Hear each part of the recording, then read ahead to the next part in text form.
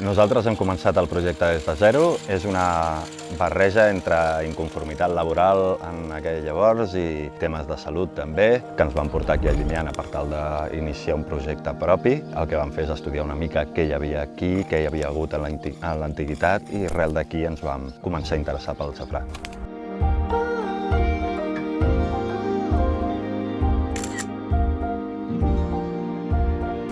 Fem un safrà ecològic. Ens diferenciem bàsicament perquè agafem la flor tancada a primera hora del matí, utilitzem els 3 pistils i traiem la part que menys aporta a nivell gastronòmic i per últim ens diferenciem també perquè el deshidratat el fem a llenya de roure i enzina. El producte acabat són uns pistils amb un color vermell intens més tirant a fosc degut al deshidratat a llenya. Això li atorga també unes notes de fum, anul·la una mica els metàl·lics que són propis del safrà i els substitueix per aquestes notes de fusta que queden remanents en l'aroma final. Bàsicament estem en un clima continental mediterrani amb una altura d'uns 450 metres d'altitud i és molt propici pel cultiu de safrà.